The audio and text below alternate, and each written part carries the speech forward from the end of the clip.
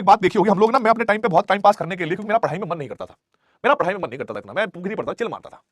तो मेरा क्या था भाई, मैं ये वाला गेम बहुत खेलता था बैठ के टाइम पास। आ भाई आंसू बैठते हैं यार, जीरो काटा खेलते हैं, आ भाई दीपांशु बैठते हैं यार, जीरो काटा खेलते हैं।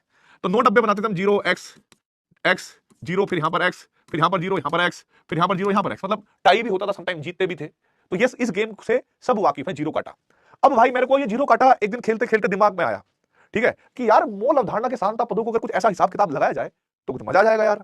तो फिर उसके बाद क्या हुआ बेटा, मैंने एक डब्बा बनाया, ठीक है, थोड़ा थोड़ा अच्छा बनाया, क्योंकि मुझे इसमें मान रखने हैं, बच्चों को समझाना है। और बेटा खाली बैठे थे, एक स्क्वायर बनाकर मैंने लाइन मारी, अरे मतलब वो गलत मत समझेगा, मैंने इसके अंदर बेटा लाइन मारी, ठीक है, और इस तरीके से मैंने एक बॉक्स बनाया, ठीक है, मैंने यहां पर क्या कर दिया बेटा, इस तरीके से मैंने यहां पर बॉक्स बनाया। तो बेटा दो लाइन आपके ऊपर से नीचे की तरफ आएंगी और दो लाइनें बेटा आपकी नीचे से ऊपर की तरफ। अब हमारे पास क्या होगा बेटा, जीरो काटा वाला बॉक्स बन गया, जिसके अंदर नोट डब्बे, और अच्छा अच्छा बना, सुंदर सुंदर बना। तो फिर उसके बाद क्या करेंगे हम लोग, यहां पर लिखते हैं विले, विले को इंग्लिश में बोलते हैं सोल्यूट, यहां पर लिखते हैं बेटा सॉल्वेंट, सॉल्वेंट को इंग्लिश में, हिंदी में बोलते हैं विलायक, और इंग्लिश में बोलते हैं सॉल्वेंट, और यहां पर विलियन, जिसको इंग्लिश में क्या बोलते हैं बेटा जी, सॉल्यूशन। आप लोगों को घनत्व का फॉर्मूला याद रखना है, घनत्व, घनत्व क्या होता है बेटा, भार बटे आयतन। तो जो पहली श्रेणी है यहां पर भार, दूसरी में आयतन, तो भार बटे आयतन क्या होगा, घनत्व, तीसरी में क्या चला गया, घनत्व, भार बटे आयतन और घनत्व। तो हमें ये बॉक्स बनाना आ गया, इसको बोलते हैं बाहुबली बॉक्स, तुम्हारे भाई के नाम पे ये। फिर इसमें क्या हुआ कि जो मान हमें दे रखे हैं, हमारा सबसे पहला काम क्या होता है बेटा, कि जो मान दे रखे हैं सबसे पहले वो निकालिए, बाकी ज्ञान बाद की चीजें, हमें क्या निकालना है। पहला तो नियम यही होता है कि भाई जो क्वेश्चन में दे रखा है पहले आप उस डेटा को पहचानिए और लिखिए। हमें दे रखा है 10 ग्राम NaOH, यानी विलय का भार दे रखा है कितना बेटा, 10 ग्राम। 1 लीटर जल है, आयतन वाला श्रेणी, सॉल्वेंट वाला कॉलम, 1 लीटर, यानी आप इसको 1000 ml लिख दोगे, इसको सीजीएस में ही भरना है बेटा, इसको सीजीएस में ही भरना है, बाद में भले लीटर में चेंज कर लेना, ठीक है। तो बेटा 10 ग्राम ये दे रखा है, और विलियन का घनत्व दे रखा है। देखो इस डब्बे में हम विलय का घनत्व लिख सकते हैं, यहां पर हम विलायक का लिख सकते हैं, और यहां पर हमारे पास विलियन का घनत्व दे रखा है 0.9 ग्राम प्रति ml। यहां तक कोई दिक्कत वाली बात नहीं है, तो मैंने लिख दिया। अब हमें यहां पर एक कॉमन सेंस का प्रयोग करना है, ध्यान रखना है, ये बात कोई स्पेशल आपको बताएगा नहीं। मान लो मैंने आप लोगों से कहा कि भाई जल का क्वथनांक कितना होता है, सारी जनता खड़ी हो जाएगी, ए सर जी 100 डिग्री, सर जी मैं 100 डिग्री, 100 डिग्री होता है जी, 100 डिग्री होता है, क्वथनांक पूरा लिख दो, टिक कर दो। मैंने कहा ठीक है भाई 100 डिग्री होता है। अच्छा, जल का हिमांक क्या होता है, फ्रीजिंग पॉइंट। दूसरी क्या गई, सर जी मैं बताती हूं, मैंने कहा बता। सर जी 0 डिग्री सेल्सियस। सर मैं ओके, गुड दे दो सर, गुड। अच्छा सर प्लीज स्टार दे दो, स्टार। अच्छा हाँ बेटा स्टार, स्टार, बहुत बढ़िया। तो उसने भी बता दिया भाई हिमांक होता है 0, क्वथनांक होता है हमारे पास 100 डिग्री सेल्सियस। अब मैंने बोला है कि जल एक यूनिवर्सल सॉल्वेंट है। यूनिवर्सल सॉल्वेंट का मतलब होता है जिसको जनरली हम विलायक के रूप में ही काम करते हैं। अगर किसी क्वेश्चन में जल लिखा है कि किसी फलाना ढिमकाना चीज को जल में घोला गया, किसी फलाना ढिमकाना चीज को जल में घोला गया, कहानी वहीं पर समाप्त है कि विलायक जल है। या फिर लिखा हुआ है फलाने ढिमकाने का जलीय विलयन, फलाने ढिमकाने का जलीय विलयन, इसका मतलब विलायक जल है, बात खत्म। और जल एक हमारा यूनिवर्सल सॉल्वेंट है, इसीलिए जल के विषय में कुछ चीजें हमें याद रखनी पड़ती है, भले ही वो क्वेश्चन में दे रखी हो या ना दे रखी हो। पहला उसका क्वथनांक क्या है, उसका हिमांक क्या है एक वायुमंडलीय दाब पर, और बेटा उसका घनत्व कितना है। और सब लोग ये बात जानते हैं कि जल का घनत्व 1 ग्राम प्रति ml होता है, जो भले ही क्वेश्चन में नहीं दे रखा होगा। तो हम यहां पर लिखेंगे घनत्व में विलायक में 1 ग्राम प्रति ml। और पता है इस बॉक्स की क्या खूबसूरती है, इस बॉक्स की क्या खूबसूरती है, चाहे तो बेटा ऐसे कॉलम हो और चाहे बेटा ऐसी श्रेणी हो, चाहे तो ये स्तंभ हो और चाहे बेटा जी ये श्रेणी हो। अगर आप किसी स्तंभ का 2 मान जानते हो या फिर श्रेणी के 2 मान जानते हो तो आप तीसरा मान ज्ञात कर लोगे। हम लोग विलायक के लिए बेटा आयतन जानते हैं, घनत्व जानते हैं, तो हम लोग जानते हैं बेटा, यहां पर लिख रहा हूं मैं विलायक के लिए, विलायक के लिए हमारे पास एक फॉर्मूला है घनत्व का, घनत्व बराबर होता है भार बटे आयतन। तो भार कितना होगा बेटा, घनत्व गुणा आयतन, यानी घनत्व था 1, आयतन था बेटा 1000 ml। जब गुणा करोगे तो यहां पर क्या हो गया 1000 ग्राम। क्या आ गया बेटा, विलायक का भार 1000 ग्राम। 2 मान जाने तुरंत तीसरा निकल के आ गया। ओ भाई साहब कमाल हो गया। अब हमें इस वाली श्रेणी के 2 मान पता है। आपको याद है पहले लेक्चर में मैंने आपको बताया था कि भाई देखो भौतिक गुण 2 प्रकार के होते हैं, योगात्मक भौतिक गुण और अयोगात्मक भौतिक गुण। क्या तुम्हें इतना लल्लू लाल लग रहा था, टाइम वेस्ट करने वाला टीचर लग रहा था तुम्हें कि डे 1 में मैं आपको वो चीज पढ़ाऊं जो आपके काम नहीं आएगी, मैं 9th क्लास का पढ़ाऊंगा आपको? नहीं, उन छोटी छोटी बातों पर इसलिए ध्यान दिया गया था उस दिन, ताकि एक दिन आएगा जब मैं बाहुबली बॉक्स में पढ़ाऊंगा और वहां पर प्रूव करूंगा कि मैंने आपको सिखाया था कि भार एक योगात्मक भौतिक गुण होता है। भार अगर एक योगात्मक भौतिक गुण है दोस्तों, तो विलायक का भार और विलय का भार अगर दोनों को जोड़ दें तो विलयन का भार आएगा कि नहीं आएगा।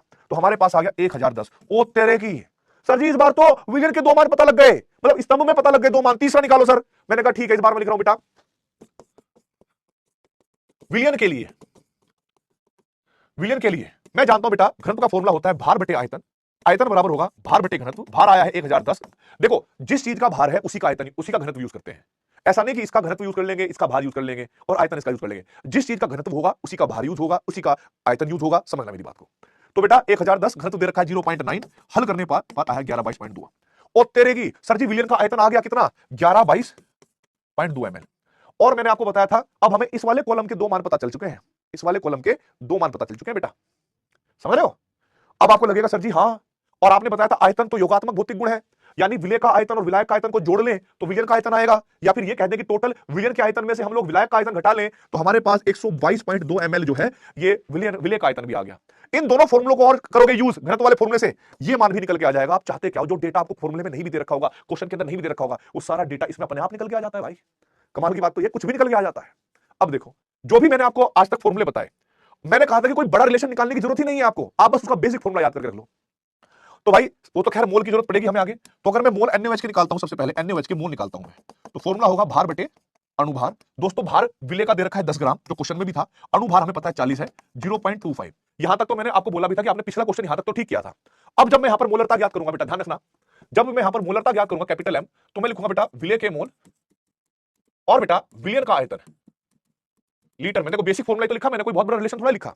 अब विलय के मोल मुझे पता है क्या है बेटा 0.25, और विलयन का आयतन अब आपको समझ में आ गया होगा कि हाँ सर हमें 1000 ml या 1 लीटर नहीं रखना था, हमें रखना था कि विलयन का आयतन क्या है जो हमने कैलकुलेट करा। Sir thank you so much. 1122.2 ml, तो इसको लिखेंगे हम लोग 1122.2 ml। ml को लीटर में चेंज करने के लिए ऊपर 1000 से गुणा कर देंगे, खत्म हो गया, आंसर निकाल लेना। मोललता की बात करेंगे, मोललता होता है बेटा विलय के मोल और बेटा विलायक का भार, विलायक का भार वो भी किलोग्राम में। विलय के मोल तो आपने कैलकुलेट करे 0.25 है, विलायक का भार आपको कहीं जाने की जरूरत नहीं है, बॉक्स सब लिख बताएगा। हाँ भाई विलायक, हाँ भाई भार, अच्छा 1000 ग्राम है, ओके ओके, हजार ग्राम, ठीक है। और ग्राम को किलोग्राम में चेंज करोगे तो ऊपर फिर से हमें 1000 से मल्टीप्लाई करना पड़ेगा, आंसर आ गया 0.25 मोलल। इसको हल कर लेना बाद में। फिर हमें निकालना बेटा भार बटे भार प्रतिशत। ओ माय गॉड, भार किसका दे रखा है बेटा, भार हमें दे रखा है, ऊपर लिखना होता है हमें लोग विलय का भार, और नीचे क्या होता है बेटा हमारे पास विलयन का भार, गुणा 100 करते हैं। अब विलय का भार कितना है बेटा 10 ग्राम, ओ माय गॉड, और विलयन का भार कितना है बेटा 1010 ग्राम, गुणा में 100 करोगे, ये भी मान आपका निकल जाएगा। मैं आप लोगों को बताऊं, अगर मैं यही डेटा देकर आप लोगों से भार बटे भार प्रतिशत पूछ लेता ना, तो आप लोग कहते सर जी विलय का भार तो दे रखा है, सर जी विलयन का भार नहीं दे रखा है, फॉर्मूला क्वेश्चन गलत है। या फिर आप में से 70-80% पता क्या करते हैं, जो दिमाग लगाते इंटेलिजेंट बच्चे होते, उनको लगता कि अच्छा घनत्व दिया है, आयतन दिया है, दोनों की मल्टीप्लाई कर लेते हैं और भार निकल के आ जाएगा, तो फिर उस भार को हम इस वाले फॉर्मूले के यहां पर नीचे रख देंगे, यहां पर नीचे रख देंगे, मान निकल के आ जाएगा। हाँ लेकिन नालायक हो, ये बात इस चीज पर कौन नोटिस करेगा कि ये जो घनत्व है ये विलयन का है, ये जो आयतन है ये विलायक का है। आप फलाने ढिमकाने का आयतन, फलाने ढिमकाने का घनत्व यूज कर रहे हो, तो भार किसका आएगा, सोच रहे हो फलाने ढिमकाने का आएगा, नहीं बेटा इस बार जो भार आएगा वो ढिमकाने का आएगा, फलाना ढिमकाना तो गया गायब हो जाएगा, ठीक है। तो इस तरीके से आप नहीं कर सकते हो बेटा, किसी का घनत्व किसी का आयतन चूज करना पाप है, ठीक है। तो ध्यान रखिएगा प्लीज, हमारे पास जो बॉक्स बताएगा वो करेक्ट आंसर है। अब हमारे पास आएगा आयतन बटे आयतन प्रतिशत, यहां पर लिखेंगे हम लोग विलय का आयतन और यहां पर लिखेंगे बेटा विलयन का आयतन। अब तो आप लोग पता क्या कहते हैं, अब आप 100% कहते अगर आप क्वेश्चन, और तेरी ऐसी तैसी, हाँ भाई अब तो आप 100% ये कहते बेटा क्वेश्चन में सर गलत है एक तरफा, NaOH का आयतन नहीं दिया है और NaOH का आयतन नहीं दिया, इसका मतलब क्वेश्चन गलत है, सरासर गलत है। सर जल का आयतन दिया है लेकिन NaOH का आयतन नहीं दिया, क्वेश्चन गलत, हम नहीं कर पाएंगे। मैंने कहा थम जाओ। फिर तुम में से भी कुछ इंटेलिजेंट बच्चे निकल के आते, वो क्या करते, ओ देखो एक आयतन तो हमें दे रखा है जल का, वो तो हम समझ गए, हर वाला मान दे रखा है, हमें अंश वाला मान निकालना है। ओ हमें NaOH का भार दे रखा है, हमें घनत्व दे रखा है 0.9, हम दोनों को मल्टीप्लाई कर लेते हैं, तो सॉरी डिवाइड कर लेते हैं, तो हमारे पास क्या आ जाएगा, आयतन आ जाएगा NaOH का। फिर मैं जूता निकालूंगा और कहूंगा अरे गधो ये देखो NaOH विलय है, ये घनत्व किसका है भाई, किसका है, ये विलयन का है। और अगर ये विलयन का है तो मतलब क्या हुआ, आप फलाने ढिमकाने का भार फलाने ढिमकाने के घनत्व के साथ मल्टीप्लाई नहीं कर सकते, गलती नहीं कर सकते। क्योंकि अगर आपको मैं बता रहा हूं, अगर मैं एक दिन पूरा पढ़ा दूं और गलत पढ़ा दूंगा तो तुम लोगों को पता नहीं चलेगा कि गलती कहां होती है हमसे।